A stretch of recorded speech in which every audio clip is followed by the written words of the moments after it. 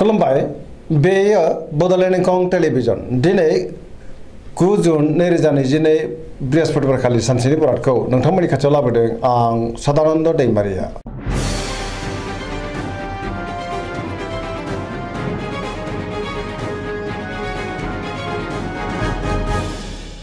सिगां फरायनो लादों मेष राशि गिबि हांखो अ ल दिनैनि साना जोबोर मोजां गुबुनजों अनजागोन आरो गावबो गुबुनखौ अनफिननो रोंगोन न'खराव दिनै मोजाङैनो अनलायनाय फैगोन जेरावबो देरहासार जानो हागोन मावनो लानाय खामानिखौ थि समावनो आरो गोरलैयैनो मावफुंनोबो हागोन गोसोखौ दिनै जोबोर गोजोननाय मोनगोन देहायाबो मोजाङै थागोन बहानिफ्रायबो मोजां खौरां फैनो हागौ रांखावरियाव दिनै जोबोर मोजां गोबां धोन आरजिनो हागोन बेफार फालांगियावबो दिनै जोबोर मोजां मुलाम्फा मोनगोन सोरबा लोगोनि हेफाजाबखौबो मोननो हागोन बिसि फिसायनि गेजेराव अननानै फैगोन बिदा फंबायजों मोजां सोमोन्दो थागोन बिमा बिफानि अननाय आरो बोरखौबो दिनै मोननो हागोन बहाबा थाङोब्ला दिनै जोबोर मोजां आरो मोजाङैनो हान्थिनोबो हागोन गुबुननि गोसोखौ गोरलैयैनो बोनो हागोन गोसोनि बोलोआ बांगोन समाजावबो मान मोनगोन सेंग्रा सिख्लाफ्रा बहानिफ्रायबा मोजां खौरां मोननो हागौ आरो गोसोआबो दिनै जोबोर रमान्टिक जागोन फरायसाफ्रा दिनै फरायनायाव गोसो दुंखांगोन आरो मोजां फिथाइ मोननोबो हागोन पजिटिभ एनार्जिनि गोहोमबो गोग्लैगोन।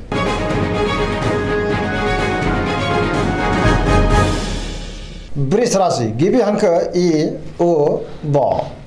दिनैनि साना मोजां आरो गाज्रिनि गेजेरजों बाबेनलांगोन गोसोखौ दिनै जोबोर उत्साह बादाव मोनगोन गोसोनि बोलोआ लोरबां जागोन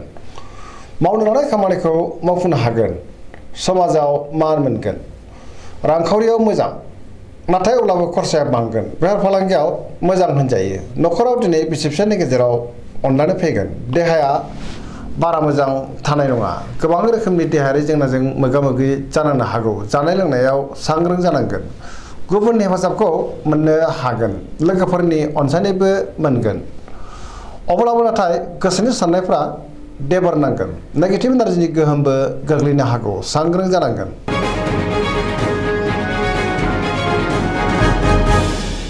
मिथुन राशि गिबि हांखो ख स दिनैनि साना जोबोर मोजां बयजोंबो अनजागोन आरो गुबुननि अनसायनाय मोननो हागोन गोबां बिथिङाव जाफुंसार जागोन गोसोखौ दिनै जोबोर गोजोननायबो मोनगोन गोसोआव गोग्गो आरो गोथों साननाय फैगोन गियाननि आंखाल जानाय नङा देहाया दिनै मोजाङै थागोन रांखावरियाव मोजां बेफार फालांगियावबो दिनै मोजां होनजायो न'खरावबो अनलायनाय फैगोन समाजावबो दिनै मान मोननो हागोन गोसोनि बोलोआ बांगोन मावनो लानाय खामानिखौ थि समावनो मावफुंनो हागोन सोरबा लोगोनिफ्राय थोजासे हेफाजाबबो मोननो हागोन गुबुनजों मोजां सोमोन्दो लाखिनो रोंगोन लाइमोनफोरनि गोसोआ दिनै जोबोर रमान्टिक जागोन आरो गावबा गावनि गोसोनि साननायखौबो फोरमायलायनोबो हागोन पजिटिभ एनार्जिनि गोहोमबो गोग्लैगोन।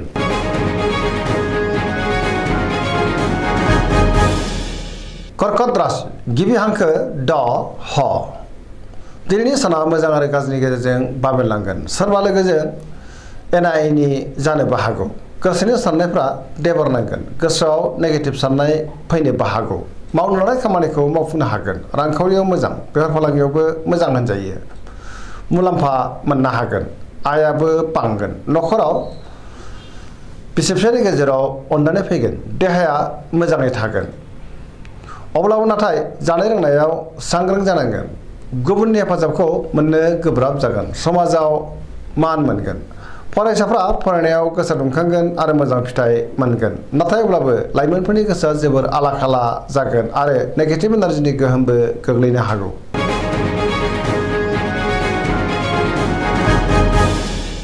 सिंह राशि गिबि हांखो म ट दिनैनि साना जोबोर मोजां गोसोखौ जोबोर गोजोननाय मोनगोन समाजाव मान मोनगोन गोसोआव गोग्गो आरो गोथों साननाय फैगोन मावनो लानाय खामानिखौ थि समावनो आरो गोरलैयैनो मावफुंनोबो हागोन सोरबा लोगोनिफ्राय थोजासे हेफाजाबबो मोनगोन बहाबा थाङोब्ला दिनै जोबोर मोजां आरो मोजाङैनो हान्थिनोबो हागोन रांखावरियाव जोबोर मोजां नाथाय अब्लाबो खरसायाबो बांगोन बेफार फालांगियाव मोजां मुलाम्फा मोननो हागोन गोसोनि साननायखौ गुबुननो फोरमायनो हागोन न'खराव अननानै फैगोन समाजावबो दिनै गोबां मान मोननो हागोन गुबुननि गोसोखौ गोरलैयैनो बोनो हागोन देहायाबो मोजाङैनो थागोन गुबुननि थाखाय गोबां मोजां खामानि मावनानै होनोबो हागोन पजिटिभ एनार्जिनि गोहोमबो गोग्लैगोन लाइमोनफोरनि गोसोआ दिनै जोबोर रमान्टिक जागोन।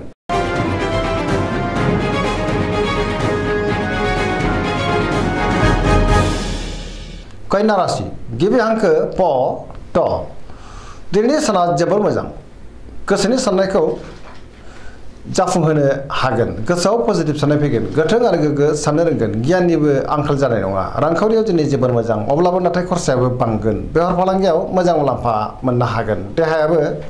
मोजाङैनो थागोन अब्लाबो नाथाय जानाय लोंनायाव सांग्रां जानांगोन गोबां मुंदांखा सुबुंजों लोगो मोनलायनो हागौ नखराव अननानै फैगोन गोबां खामानियाव मुखुबबो थागोन सोरजोंबा बाख्नाय जानोबो हागौ गोसोआ दिनै जोबोर रमान्टिक जागोन लाइमोनफ्रा गावबा गावनि गोसोनि साननायखौ फोरमायलायनो हागोन पजिटिभ एनार्जिनि गोहोमबो गोग्लैगोन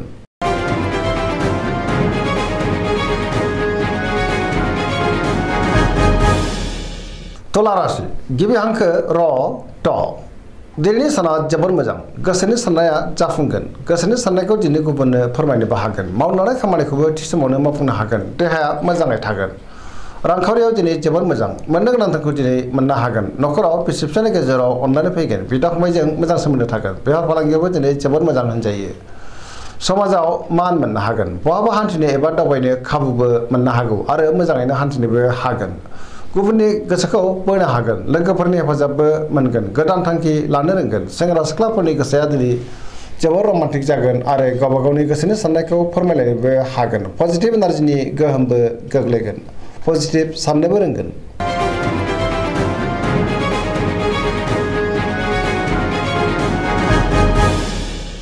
वृश्चिक राशि गिबि हांखो न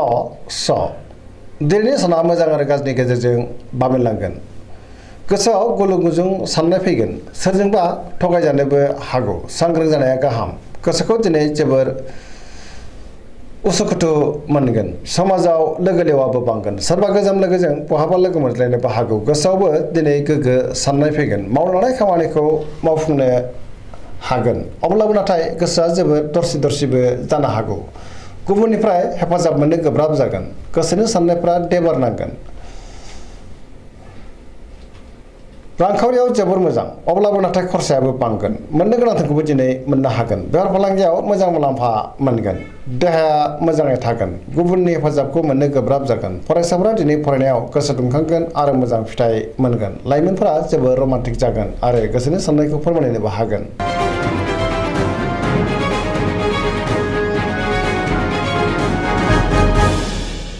धनु राशि गिबि हांखो ध फ भ दिनैनि साना जोबोर मोजां बयजोंबो अनजागोन गोसोआव गोग्गो आरो गोथों साननाय फैगोन मावलांनाय खामानिखौबो थि समावनो आरो गोरलैयैनो मावफुंनोबो हागोन गोसोनि साननाया जाफुंगोन रांखावरियाव दिनै जोबोर मोजां होनजायो नाथाय अब्लाबो खरसायाबो बांगोन मोननो गोनांखौबो दिनै मोननो हागोन बेफार फालांगियावबो दिनै जोबोर मोजां मुलाम्फा मोनगोन समाजावबो मान मोननो हागोन देहाया दिनै मोजाङैनो थागोन नखराव बिसि फिसायनि गेजेराव अनलायनाय फैगोन बिदा फंबायनि हेफाजाबखौबो मोननो हागोन बहाबा दावबायहैनो एबा हान्थिनो खाबुबो मोननो हागौ आरो मोजाङैनो हान्थिनोबो हागोन बहानिफ्रायबा मोजां खौरां फैनोबो हागौ लाइमोनफोरनि गोसोआ दिनै जोबोर रमान्टिक जागोन पजिटिभ एनार्जिनि गोहोमबो गोग्लैगोन सरासनस्रायै दिनै साना जोबोर मोजां आरो मोजाङैनो बारग'लांगोन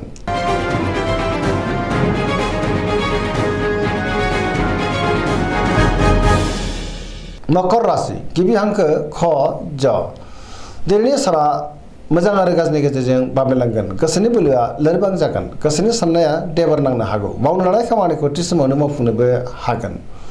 माबा नङा माबा मोनसे हेंथा नाथाय फैनोबो हागौ रांखावरियाव मोजां आयाबो बांगोन बेफार फालांगियावबो मोजां होनजायो नखराव बिसि फिसायनि गेजेराव अनलायनाय फैगोन बिदा फंबायजों मोजां सोमोन्दो थागोन गोब्राब खामानिखौ दिनै मावफुंनो हागोन गोदान खामानि जागायजेननोबो हागोन बिदा फंबायनि हेफाजाबखौ मोननो हागोन देहाया दिनै मोजाङै थागोन सेंग्रा सिख्लाफ्रा गावबा गावनि गोसोनि साननायखौ फोरमायलायनो हागोन आरो जोबोर रमान्टिकबो जागोन फरायसाफ्रा दिनै फरायनायाव गोसो दुंखांगोन आरो मोजां फिथाइ मोननोबो हागोन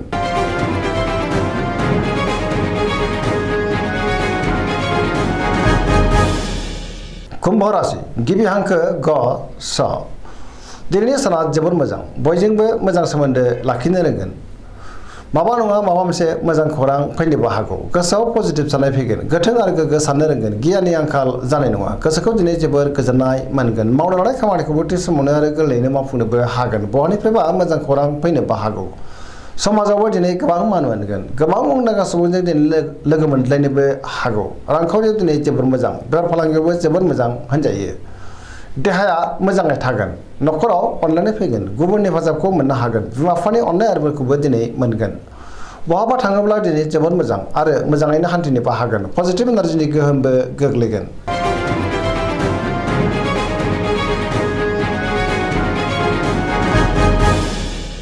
मीन राशि गिबि हांखो ड स दिनैनि साना जोबोर मोजां सुथुरखौ गोरलैयैनो फेजेननो हागोन सिगांनि बबेबा जेंनाखौबो दिनै सुस्रांनो हागोन गोसोखौ जोबोर गोजोननाय मोननानै गोसोआव पजिटिभ साननायबो फैगोन गोसोनि बोलोआ बांगोन गावनि गोसोनि साननायखौ दिनै गुबुननो फोरमायनोबो हागोन देहायाबो मोजाङै थागोन अब्लाबो नाथाय जानाय लोंनायाव सांग्रां जानांगोन रांखावरियाव दिनै जोबोर मोजां होनजायो आयाबो बांगोन बेफार फालांगियाव मोजां मुलाम्फा मोनगोन न'खराव बिसि फिसायनि गेजेराव अनलायनाय फैगोन सोरजोंबा बाख्नाय जानोबो हागौ लाइमोनफोरनि गोसोआ दिनै जोबोर रमान्टिक जागोन आरो गावबा गावनि गोसोनि साननायखौ फोरमायलायनोबो हागोन फरायसाफोरा दिनै फरायनायाव गोसो दुंखांगोन आरो मोजां फिथाइ मोननोबो हागोन गोसोनि साननायफ्राबो जाफुंगोन पजिटिभ एनार्जिनि गोहोमबो गोग्लैगोन दिनैनि राशि फरायनाया एसेनोसै जोबनायाव बेखौनो खावलायो जाहाथे नोंथांमोना सानफ्रामबो जोंनि बे बड'लेण्ड इंखं टेलिभिजनखौ नायबाय थायो आरो साबस्क्राइब खालामो लोगोसे लाइक खालामो आरो शेयार खालामो एसेनोसै गोजोन्थों।